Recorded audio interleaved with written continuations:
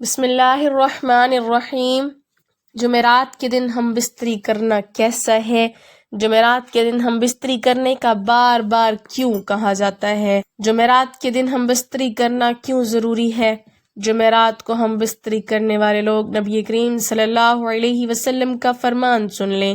جو لوگ جمعرات کو ہم بستری نہیں کرتے ان کے لیے نبی کریم صلی اللہ علیہ وسلم کا کیا فرمان ہے وہ بھی سن لیں۔ جمعرات کو ہم بستری کرنے کے کیا فائدے ہیں؟ جمعرات کو ہم بستری نہ کرنے کے کیا کیا نقصانات ہیں؟ جمعرات اور جمعے کو ہم بستری کیوں ضروری ہے؟ بیوی کے ساتھ ہم بستری کی غرض سے سو جانا کیسا ہے اور بیوی کے ساتھ ہم بستری کی غرض کے بغیر سو جانا کیسا ہے؟ بیوی کے ساتھ ہم بستری کی غرض کے بغیر سو جانے کا بار بار کیوں کہا جاتا ہے؟ بیوی کے ساتھ ہم بستری کی غرض کے بغیر سو جانے میں کون سے راز پوشیدہ ہیں؟ ان تمام سوالوں کے جوابات قرآن و حدیث کی روشنی میں سن لیجئے گا۔ انشاءاللہ آپ کو زندگی بھر اس کا فائدہ ہوگا۔ حضرت ابن عباس رضی اللہ تعالی عنہ فرماتے ہیں کہ جب میاں بیوی غسل کرتے ہیں تو اللہ ان کے غسل کے پانی کے ہر قطرے سے ایک ایک فرشتہ پیدا کرتا ہے جو قیامت تک ان کے لیے استغفار کرتے رہتے ہیں۔ محترم ناظرین، جو خاوند ہم بستری کے علاوہ اپنی بیوی کے پاس نہیں سوتے تو وہ سن لیں کہ نبی کریم صلی اللہ علیہ وسلم نے فرمایا تمہاری بیوی حیض سے ہو یا ہم بستری کی غرض نہ بھی ہو تو بھی اپنی بیوی کے ساتھ رات کو سو کر گزارو، اس لیے کہ جب اپنی بیوی کے ساتھ رات گزارتے ہیں تو اسے ہمت ملتی ہے، اسے خوشی حاصل ہوتی ہے کیونکہ خوشی میں صحت ہے، اور جب وہ صحت یاب ہوگی تو پیار محبت بڑھے گی۔ جب آپ کی بیوی خوش ہوگی تو اللہ کے رسول صلی اللہ علیہ وسلم فرماتے ہیں ادھر ادھر سونے سے افضل یہ ہے کہ اپنی بیوی کے ساتھ سوئیں، کیونکہ بیوی کے ساتھ سونا انبیاء کرام علیہم السلام کی سنتوں میں سے ایک سنت ہے۔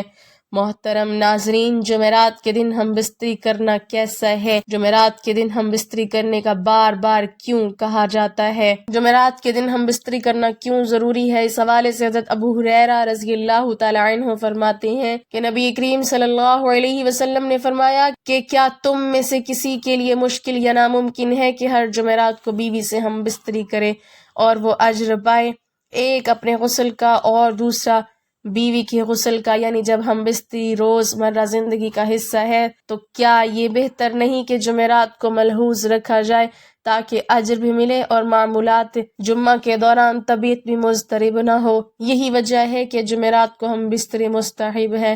اسلام میں دیگر عبادات کی طرح ہم بستری بھی ایسی اہم عبادت ہے کہ جس پر اجر و ثواب مقرر ہے، لیکن اگر سنت کے مطابق نہ ہو تو بجائے اجر و ثواب کے بسا اوقات انسان دنیا و آخرت میں ناقابل تلافی نقصان اٹھاتا ہے۔ اس سے پہلے کہ ہم بستری کے اجر و ثواب سے متعلق بات کریں، لیکن اجر و ثواب کا مستحق ہونے کے لیے ضروری ہے کہ ہم بستری کے آداب اور سنتوں سے واقف ہوں۔ اگر آداب ہی معلوم نہیں ہوں گے اور نہ ان پر عمل ہوگا تو پھر بجائے ثواب کے الٹا گناہ اور میاں بیوی کے ساتھ ساتھ پیدا ہونے والی اولاد بھی ان قباحتوں کا شکار ہوگی۔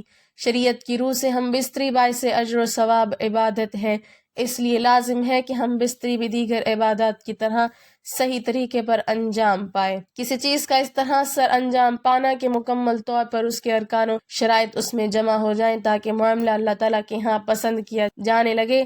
اللہ کے ہاں خالص صرف وہی عمل ہو سکتا ہے کہ جو ہر قسم کے فساد اور کھوٹ سے پاک ہو۔